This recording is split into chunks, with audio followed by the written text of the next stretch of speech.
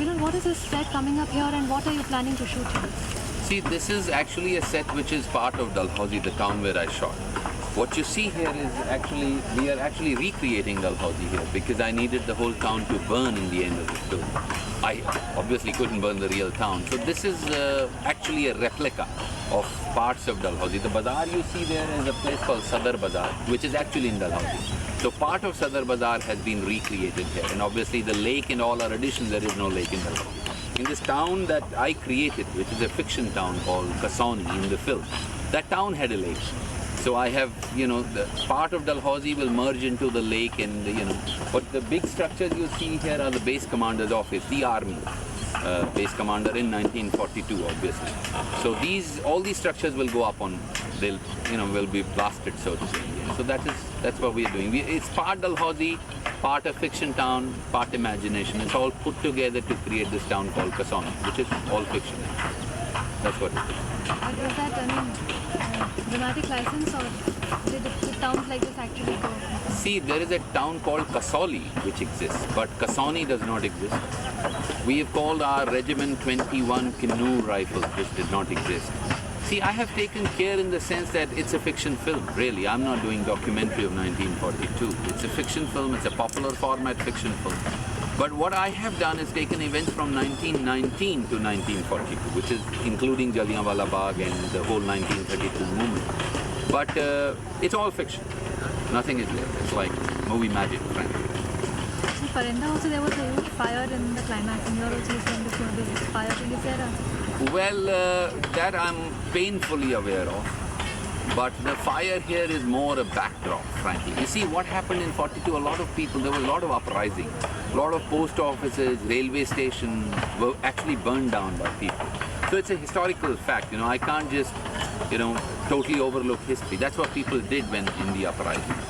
So there is really no connection. In Parinda, the fire was very much the center point of the climax because one of the characters, Anna, was scared of fire. There is no such thing here. Here, fire is just a backdrop. It's a backdrop to the dramatic of the people revolting, of the uprising. See, people carried mashals and they burned post office, railway stations and things like that in 42. So this is actually more history than what it was in 42. And since it's a love story, in this, yeah. The backdrop of it, what is your version of love, or vision of love in such a turbulent time? See, what I did actually, the story is very simple here. It's truly two people falling in love. All this is truly a backdrop. What I have done is there are two people in love, and they are in love, unfortunately, in a bad time, which is 1942. It's like you imagine two people falling in love and, say, in present time, the riots are on, or there's a war on, or some. So the background is very turbulent, but it's a simple love story of two people falling in love and really, in a way, parting, the agonies of suffering and meeting. It's a very simple film at that level.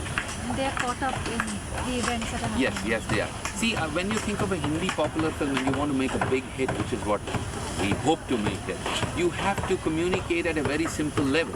And the level here is very simple. It's a boy meet girl, boy lose girl, boy get girl situation. If I ever, within the popular format, make my film very complex, then most Indian viewers may not even understand what I'm talking about. So at the level of a love story, it's a simple film, which, all people from wherever, Dhanbad to Moradabad, Kashmir to Kanyakumari, they would understand.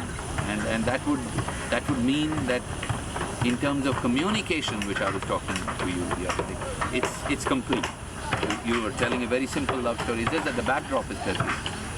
Did you think Parinda was too complex for the audiences to follow? Yes, it was. I think in the final climax of the film, when I killed Karan, which is Anil Kapoor and Madhuri, many people thought it was just a dream sequence. They never could believe that I could actually kill my two main characters and end the film at a note of despair with Jackie, who played Kishan, and saying that violence does not pay. But I honestly believed at that time, as I believe now, that violence does not pay. So I did not want to end a film where violence was really glorified. I was aware of that.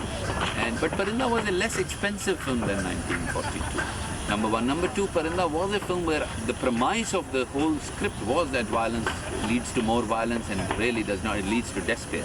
Here the premise is very different. It's a love story of people parting and meeting. So it's a very different film, very different from Parinda.